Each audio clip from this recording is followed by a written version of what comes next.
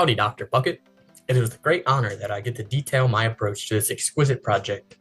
First off, this is for anyone, whether they've seen the movie or not, or a SpongeBob fan or not, anyone is welcome to be my audience. Let me take you through a step-by-step analysis of my thought process. First, I watched the movie and took notes of notable scenes and wrote down their times to screenshot them and also screen record. I also jotted down some potential themes. By the time I had finished watching, I had about 6 or 7 themes and narrowed that down to 3 I chose for this video. Like you had mentioned in class, some things are just too important not to talk about, and that's how I felt with friendship in this movie.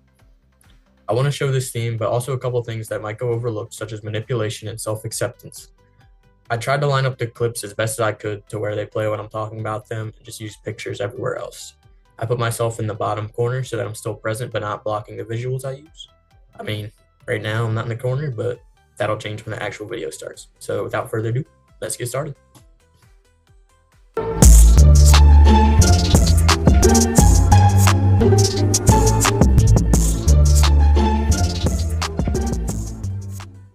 Howdy folks, my name's Preston Boyd, and did you know that the SpongeBob movie, believe it or not, came out in 2004 and almost instantly became an all-time classic kids movie?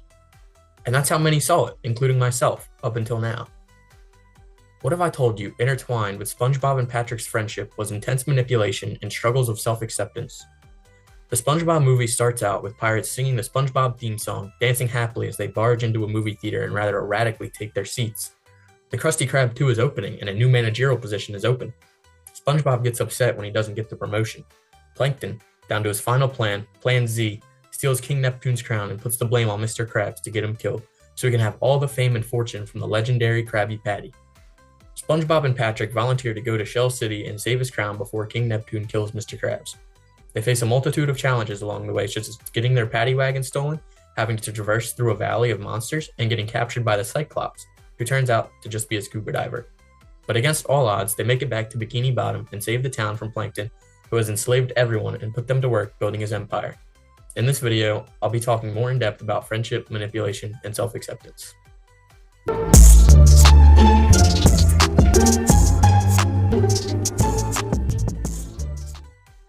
Let's start with friendship.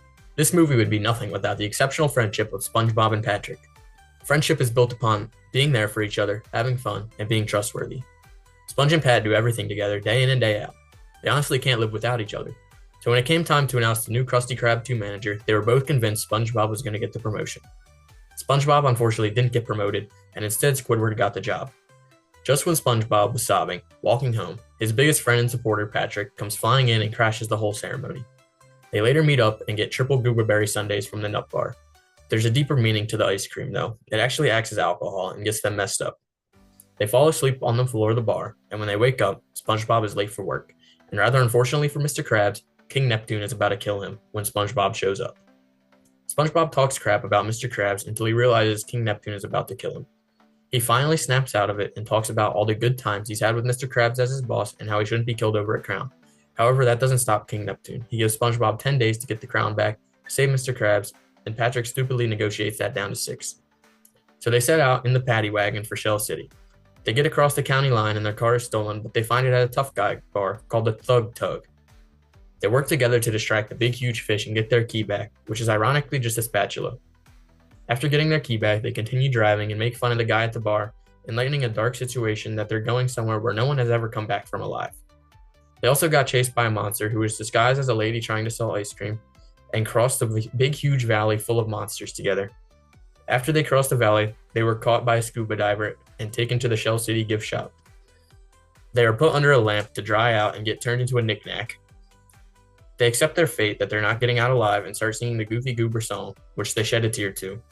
This tear ends up saving them as it sparks a circuit, setting off the sprinklers to the shop and bringing them back to life. They make it out with the crown, which is comically priced at $7, and ride back on David Hasselhoff for some reason. They get back to Bikini Bottom just in time to save Mr. Krabs and perform Goofy Goober Rock to save the people of Bikini Bottom. There's something to be said about SpongeBob and Patrick. Through all the ups and downs, they stick together, have fun, and get the job done.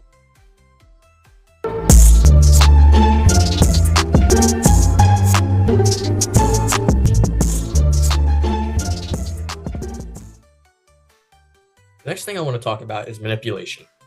When Mr. Krabs was frozen, Plankton finally stole the Krabby Patty formula and started selling them to customers and giving out free Chum Bucket hats with every order. Since the Krusty Krab wasn't selling anything because Mr. Krabs was frozen and SpongeBob was on his way to Shell City, everyone was flocking to the Chum Bucket to get a delicious Krabby Patty. There's just one small problem. These free helmets were actually mind-controlling helmets that turned all the citizens of Bikini Bottom into slaves. Plankton put everyone to work and made them build him an empire as they all chanted "All Hail Plankton." He even tried to enslave King Neptune after SpongeBob and Patrick got back with the crown. As mentioned before, Goofy Goober Rock disabled these helmets and saved the citizens of Bikini Bottom. Another example of manipulation is in the Tough Guy bar. SpongeBob and Patrick go to the bathroom to come up with a better plan to steal their key back as their first attempt didn't work. They have a bubble party in the bathroom and one escapes and the whole bar stops because there was a bubble-blowing baby. It was a rule in this bar that all bubble-blowing babies will be beaten senselessly by every able-bodied patron in the bar. So everyone lined up and the toughest guy in the bar said, "We're on a baby hunt and don't think we don't know how to weed them out." His method was to play the Goofy Goober theme song, because only babies would sing along to that. This was almost the end for Sponge and Pat. They breathed in to say the next line, and another person said it first. While everyone was distracted beating up that guy, Sponge and Pat snuck out, and Patrick managed to steal their key back. This was extremely manipulative, seeing as SpongeBob and Patrick were literally at the Goofy Goober show only a few nights prior, and were pretty much being forced to let their secret out.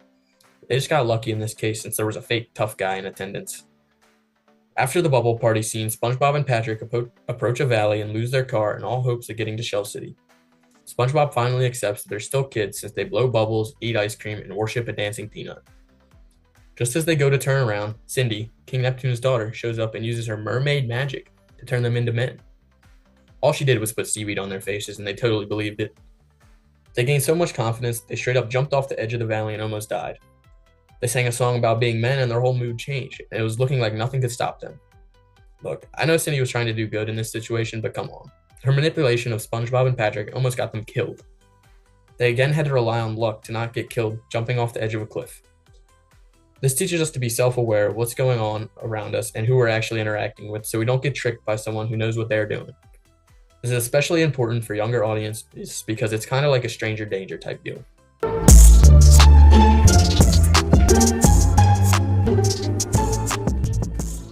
My third and most important theme is self-acceptance. There's a heavy emphasis on SpongeBob being called just a kid throughout the movie, and he doesn't want to believe it at first. Mr. Krabs tells him the reason he didn't get the promotion to manager is because if it was meant for kids, it would be called a kidager instead. King Neptune also calls SpongeBob a kid when he learns he's going to try to get his crown back from Shell City. The kid talk only continues on his journey, getting called a kid by the people running the gas station right before the county line. After crossing the valley full of monsters, they run into Dennis, a hitman hired by Plankton to kill SpongeBob and Patrick, who rips their mustaches clean off their faces, revealing they're just kids. I think what this is really saying is don't limit yourself to labels.